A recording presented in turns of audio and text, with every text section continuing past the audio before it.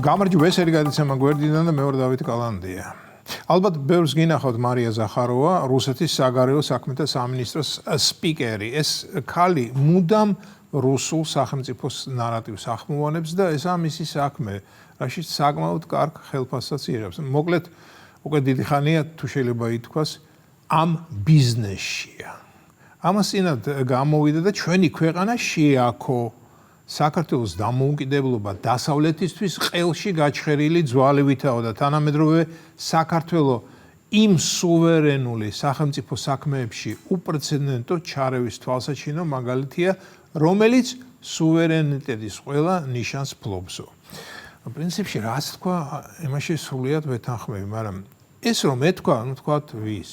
აი ნორვეგიის, არგენტინის ან ახალი ზელანდიის საგარეო უწყების სპიკერს ეს იქნება მეტნაკლებად, ვიმეორებ, მეტნაკლებად გულწრფელი ნათქვამი, მაგრამ ზახაროვა და გულწრფელობა, რა თქმა უნდა, შორს არის ერთმანეთისგან.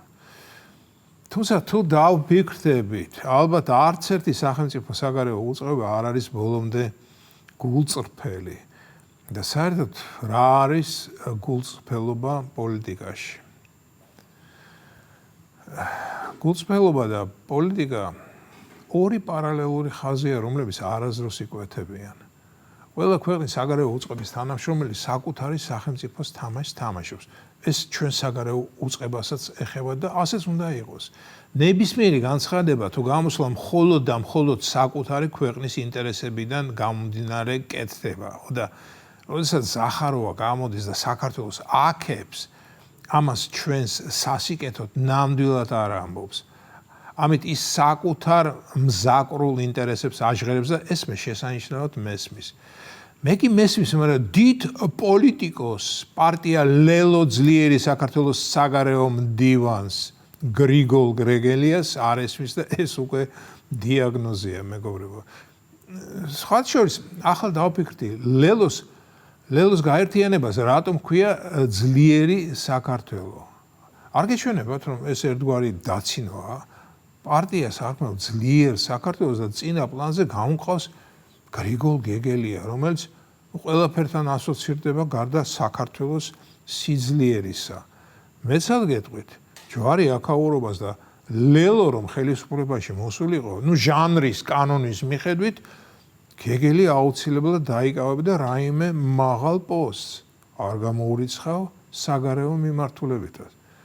წარმოიდგინეთ, რომელიმე მაღალი რანგის შეხვედრაზე ასეთი რბილად რომ ვთქვათ, ექსტრავაგანტული ჰაბიტუსის პერსონა რომ გამოჩენილიყო, განა ეს ჩვენს ქვეყნის პრესტიჟს დამატებით ქულებს მოუტანდა? ძალიან მეიჭრობა. თუმცა კარგი, ეს საკითხი გადავდოთ, ვინმე body shaming-ში არ დამდოს ბრალი. მე ხომ ყველაზე ნაკლებად ადამიანის გარეგნობის კრიტიკა და დაცინვა მხიბლავს.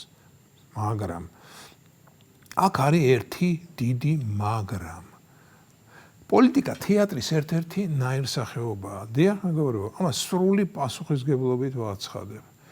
როგორც თეატრში არსებობს ამპლუები და ნიღბები, გმირის აყვარელი, ინჟენიუ, ტრავესტი, ლაქია, რეზონიორი, სუბრეტი და სხვა. ზუსტად ასე ხდება პოლიტიკაშიც. ეს ბუნებრივიცაა, რადგან ამომრჩეველს პოლიტიკოსი ხშირად ყურით კი არა, თვალით უყვარდება. სამწუხაროდ 80%-ში ასეა. არ მინდა ახლა ვინმე აწყენინო, არც მოყვარეს და არც მტერს, თორემ საქართველოს უახლესი ისტორიიდან იმის რამდენიმე თვალსაჩინო მაგალითს მოვიყვანდი, თუ რატომ იგებდა ან ვერ იგებდა ესა თუ ის პოლიტიკოსი ხალხის გულს. ეს თემა საკმაოდ სათუთია, ვიწრო წრეში ხშირად ვილაპარაკია ამაზე, მაგრამ საჯაროდ მაინც მოვერიდები. თუმცა გეგელიაზე მაინც ვიტყვი. შეიძლება ეს თქვენი ლელოელი გეგელი მართლა ტოპ ტვინია, მაგრამ ან სასცენო მეტყველების ოსტატთან მიიყვანეთ, ან ნევროლოგთან, ან სამსახიობო ოსტატობის პედაგოგთან, რომ ტრიბუნასთან დგომა, ლაპარაკი და ელემენტარული მიმიკა ისწავლოს. თუმცა რა ტოპ ტვინი, რის ტოპ ტვინი? ტიპი გამოდის და ზახაროვა სიტყვებს სერიოზული სახით არჩევს. ნამდვილი ტოპ 10 ზახაროვა სიტყვებს ანალიტიკურად გაფილტრავდა და არ იტყოდა რომ ჩვენი ჩრდილოელი აგრესორი სპეციალურად აკეთებს ასეთ განცხადებებს, რათა ვიღაც ბრიყვები ამ ანკეზზე წამოეგონ და თქვან პირველად ისტორიაში საქართველოს ყავს ხელისუფლება, რომელსაც ოკუპანტი და მტერი რუსეთის ფედერაცია ღიად აქებსო. ვაი რა გულუბრყვილო ხარ, პატარაო. ზახაროვასაც სწორედ ის უნდა და ვინმე გამختارიყო და ეს ეთქვა და მიიღო კიდეც სასურველი შედეგი გეგელიას სახით. ნუ თუ ტოპ ტვინს იმდენი ტვინი არ ყოფნის, რომ ეს მარტივი სვლა გაშიფროს. არა მეგობრებო, ასეთ ოპოზიციასთან ერთად ჩვენ ფაფას ვერ მოვხარშავთ.